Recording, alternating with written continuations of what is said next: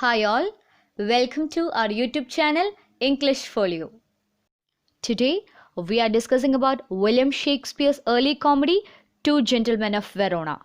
Before going on to the session, if you have not subscribed our channel yet, please do subscribe and hit the bell icon so that you'll not miss our latest updates. So let's start. The Two Gentlemen of Verona is an early comedy of William Shakespeare considered to be written between 1589 and 1593. Major sources of the play are the Seven Books of Diana, which is a Spanish prose, then Titus and Giuseppe, a story of Decameron by Boccaccio. Introducing the major characters, we have Valentine and Proteus, the best friends, who are the two gentlemen of Verona. Launce is a servant to Valentine. He has got a dog by the name Crab. His lady love is Silvia, who is a daughter of Duke of Milan. Thurio is a man who is engaged to Silvia. Sir Eglamour is the one who helps in escape of Silvia from Milan. Coming to Proteus, we have his father Antonio. His lady love is Julia, who disguises herself as page boy Sebastian. Her waitress woman is Lucetta. His servant is Panthino. Discussing about the setting of the play is set in 1500s, that is the Elizabethan era, the same time when the play is also written. There are two places, Verona and Milan, the two cities in Italy being discussed in the play. Verona is a place where people are struggling with their problems of life and everyone wants to flee to Milan. Milan is described as a city of adventures where one can go and find out his luck. Forest is portrayed as a place where one can find solutions to their own problems. Moving on to the plot, the play begins with Valentine leaving Verona for Milan to broaden his prospects. He asks Proteus to accompany him, but he refuses because his lady love Julia is here at Verona. Valentine leaves to Milan. Proteus' father Antonio decides that his son should also go to Milan for building up a good career. To obey his father, Proteus decides to leave. After having a tearful farewell with Julia, they exchange rings and also take vows to come back soon and get married. In Milan, Proteus finds Valentine, who is in love with Duke's daughter Silvia. She is a very beautiful lady. In the first sight, Proteus falls in love with Silvia, forgetting about his lady love at Verona, Julia. Duke of Milan, knowing that Silvia is in a secret relationship with Valentine, locks her up in a tower. Valentine is devising plans to escape her and to elope with her. Valentine discusses all his plans with his friend Proteus, who, out of sexual jealousy, informs Duke about these elopement plans, and Valentine is caught, arrested and banished from the country. He is sent to the outlaws, and the outlaws receives him and makes him as his leader, as he says that he has been banished for a very valiant act of killing a man in a fair fight. In Verona, Julia longs for her lover Proteus and she decides to join him in Milan. She asks her waitress Lucetta to dress herself as a page boy because it's not safe for a young lady to travel alone from Verona to Milan.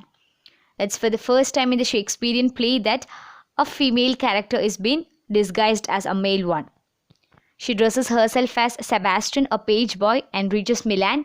There, she finds that Proteus is already in love with Silvia. She was all heartbroken, but she decides to continue in the disguise to know more about the relationship. Proteus appoints Sebastian as his page boy and sends all the gifts to Silvia via him. Even the ring which Julia had given to Proteus is being sent as a token of love for Silvia. But Silvia is very scornful at this relationship and rejects all the advances. Silvia is really heartbroken by the rumor that Valentine is dead. and his father's compulsion to get married to Thurio, she decides to flee from Milan. With the help of Sir Eglamour, she flees, but she is being caught by the outlaws. They made her captive. Proteus, along with Sebastian, was following her, and he saves her from the outlaws. He takes Sylvia to the deeper forest where he proposes her once again, and she rejects it outrightly. Then he says that he will use force, that is, he'll rape her if she is not yielding. He says that I'll force thee yield to my desire. At this time, Valentine intervenes, and Proteus is really shocked to see Valentine. He's reminded of everything about the great fraud which he had done. At this time, seeing all these things, Sebastian faints and Julia's real identity is revealed.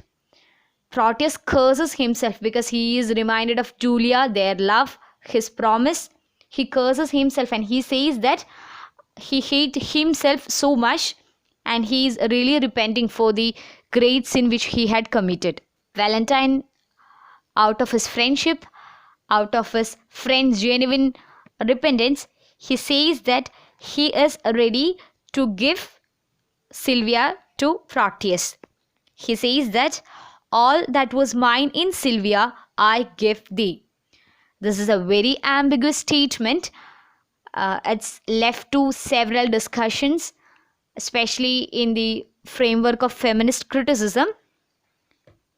So it's an ambiguous statement, and everyone will wonder why Valentine had uttered such a statement, because a minute ago Proteus was very much cruel that he was ready to rape her, and at this moment when he started to repent, Valentine is ready to sacrifice his own love.